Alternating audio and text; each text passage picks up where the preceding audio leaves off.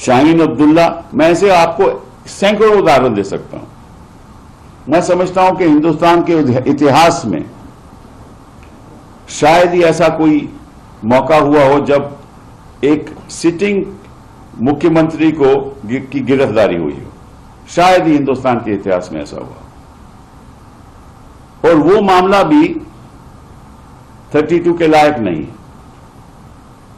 हां, इतना जरूर होता अगर सुप्रीम कोर्ट हमें कहती कि आप अपना केस हमारे सामने रखिए, और केस सुनने के बाद सुप्रीम कोर्ट कह सकती थी इस मामले में हम इंटरफियर नहीं करना चाहते, आप हाई कोर्ट जाइए। लेकिन यह कहना कि आप हाई कोर्ट पहले जाइए, कोई सुनवाई ना हो, या तो सुप्रीम कोर्ट हमें बताए कि किन मामलों में हम यहां आ सकते हैं, किन मामलों में नहीं आ सकते। तो अब होगा क्या? उनकी गिरफ्तारी हो गई, रिमांड हो गया, और मैं आपको बताता हूं क्या होने वाला है। इसको कोई ताज्जुब की बात नहीं, हमें तो पहले ही मालूम था कि ये देखिए, ये सरकार चाहती है कि कोई भी विपक्ष का मुख्यमंत्री अपने पद पे नहीं बैठे। अब ये अरविंद केजरीवाल के खिलाफ भी करेंगे। आपको मुझे मालूम है कि इनका मकसद ये है कि डबल इंजन सरकार होनी चाहिए, कोई विपक्ष की सरकार होनी ही नहीं चाहिए। डबल इंजन सरकार का तो मतलब यही है ना कि हमारी सरकार दिल्ली में भी और भाजपा की सरकार वहां भी।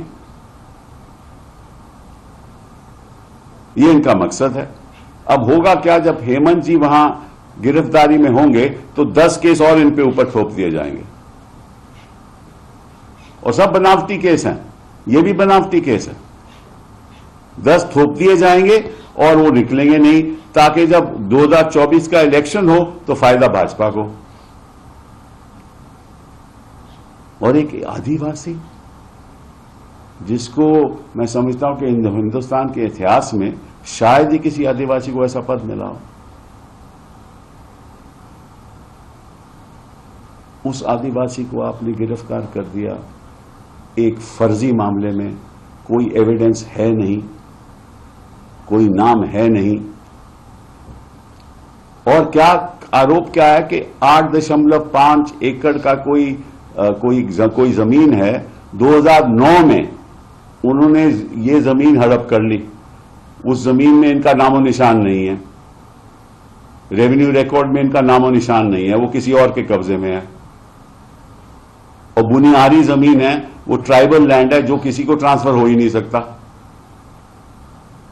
और जो ओरिजिनल ओनर हैं उनको वापस आज के दिन उनके पास लैंड है। और इन्होंने, हेमंत जी ने ये बताया, ईडी को बता चुके हैं कि 2007 के बाद मैंने कोई एक प्रॉपर्टी खरीदी नहीं, कोई संपत्ति ली नहीं 2007 के बाद। मेरे पास कोई संपत्ति है ही नहीं जो मैंने खरीदा हो, कुछ लैंड खरीदा हो, घर खरीदा हो 2007 के बाद। 2009 का मामला है और 2024 में गिरफ्तारी हो रही है। और अगर ये बात भी अगर सुप्रीम कोर्ट नहीं सुनेगा तो हम कहां जाएंगे? हाई कोर्ट में क्या सुनवाई होगी? पहले जवाब आएगा, फिर डेट लगेगी, 15 दिन 20 दिन बीत जाएंगे, फिर बहस होगी, फिर जजमेंट होगी। इस बीच तो 10 केस और हो जाएंगे। क्या हो रहा है हिंदुस्तान में? किस किस्म की राजनीति हो रही है? आप ये तो नहीं ऐलान कर देते कि सब चीफ मिनिस्टर को हम हटाएंगे और सरकार अपनी बनाएंगे। कानून का तो कोई यह मतलब ही है नहीं। और सुप्रीम कोर्ट भी हमें बताए कि कब आप हमें पहले ही बता दीजिए कि आप करना चाहते हो या नहीं करना चाहते। 3 जज बिठाने का फायदा ही क्या है? अगर आपने सोचा कि इतना अहम मामला है कि एक चीफ मिनिस्टर की गिरफ्तारी हो रही है और 3 जज बैठ रहे हैं, तो फिर या तो नॉर्मल कोर्स में सुप्रीम कोर्ट में जाता, और अगर 3 जज बैठाए तो हमारी थोड़ी सुनवाई तो कर लेते।